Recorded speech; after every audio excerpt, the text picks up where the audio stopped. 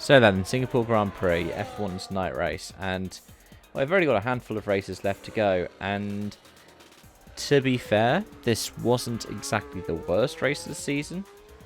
It wasn't as entertaining as the last couple, but I think that we needed a race like this, so let's get into it.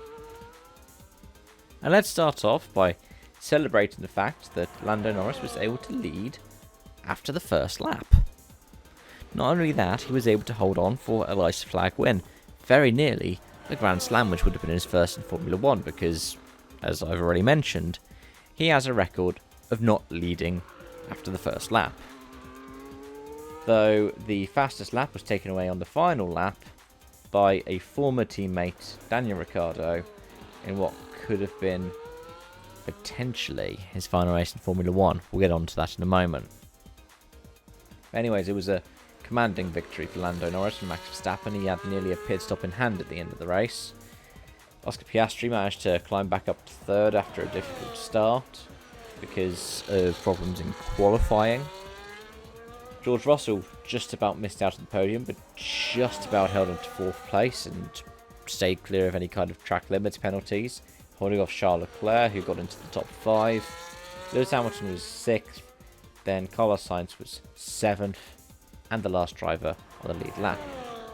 The top 10 was rounded out by Fernando Alonso, Nico Hülkenberg, and Sergio Perez. The driver who only just missed out on points, and it would have been a second consecutive race to get points in, was Franco Colapinto, who he's had one hell of a start to his F1 run, hasn't he? But, that was pretty much the only major storyline in terms of the story of the race itself. Everything else was something else that picked up over the course of the weekend. And, well, let's start off with Mercedes and their continuing tyre woes. Because George Russell was very clear that he blames Pirelli for it. Which, in any sport where Pirelli is sole tyre supply, you see it also in the WRC, people like to blame Pirelli. Now, part of it is because they have to make things to a certain specification for the FIA. Often they have to build in, for example, that the tyres aren't going to last as long because the FIA wants them to have not last as long. It's part of why Michelin never came back, because they wanted to be able to have groove tyres because it would link in with road-going technologies, and I didn't want to have to make it perish because they wanted to prove their tyres could last a full Grand Prix distance. Whereas Pirelli are like, yeah, we can do this. Just tell us how long you want it to last. Tell us the parameters you want and we'll happily do it. Because for them it's more important for them to have their name on it. Rapid tyre failures for them don't equal bad recognition. But yeah, Mercedes has struggled with temperatures. And maybe this is something a bit longer term. Think back throughout Lewis Hamilton's tenure with the Silver Arrows. Because 2013 was certainly a bad year for them. And heck, 2021, they had issues when they had to get rid of DAS. DAS was brought in 2020 to help with tyre warming. It's been something that Mercedes used to struggle with on first laps and on safety car restarts, that they couldn't get the heat back into the tyres easily, effectively, and quicker than their rivals. But it seems like it's really starting to bite them now. So part of it is going to be team and data. I was hearing a really cool analysis of it. I think it was in the race F1 podcast last week. They were saying part of the thing is that it's very difficult to simulate the tyres, because it's the thing that is the most fluid in a way in terms of how changeable the conditions are and how changeable the effects are and the different data and reference points. So maybe that's what will affect Mercedes. And I might talk about Colapinto at some point in a separate video over the course of this elongated F1 break. But what I do want to talk about is somebody who it's potentially his last race. The lovable honey badger, Daniel Ricciardo. Finished 18th. Qualified down in, 16th. Got the fastest lap. But yeah, it was very emotional at the end.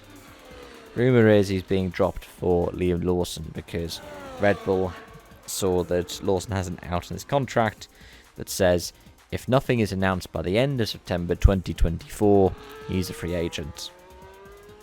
And obviously they saw what happened with Piastri, and they don't want to repeat it, so they're trying to find a way to keep him on books. Maybe this is the start of a deal for 2025. Maybe it's not. Maybe they're just trying to keep him on their books because they recognise that he's good, but they don't quite know what to do with him. Which is a bit selfish, but at the end of the day, these are racing teams. They're always going to be selfish. These are entities competing against other entities who want to try and one-up their rivals. They are always going to do that. But the thing is, it comes at the cost of one of the greatest characters in the sport. Somebody whose love and passion for the sport just extends beyond the fandom of the actual races themselves. I would say that Ricciardo is almost Lewis Hamilton-esque. Lewis Hamilton's somebody you can recognise outside of F1. Daniel Ricciardo, I would say that as well.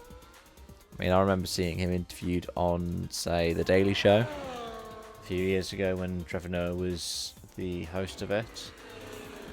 And he would come up and do these press tours. He'd do lots of media. And more traditional print media as well, magazines, things like that. Something you don't see a lot of F1 drivers do these days. You don't tend to see a Verstappen or a Leclerc doing it. I mean, Gasly and Ocon kind of did, but Ricciardo is somebody you can definitely tell has a passion for it and has a passion for racing. So I really hope if this is his last race, which would be gutting, we see him trying all these other different things that he's enjoyed doing. Like the ATVs, the quad bikes. He has an interest in NASCAR. Maybe a Project 91 entry. Or the 2311 third entry. It's great with sponsors. He's an advertiser's dream. He's got great comedy and he's just one of the nicest guys out there. You could see it in that very emotional press pen set of interviews he did after the race. But anyway, those are my thoughts and feelings. Let me know yours in the comment section down below. Thank you so much for watching. Make sure to stay tuned because some of the stuff to do with media and the rapper talk kind of order coming from the FIA president will be something that I look to discuss later this week. Until then, it's bye for now.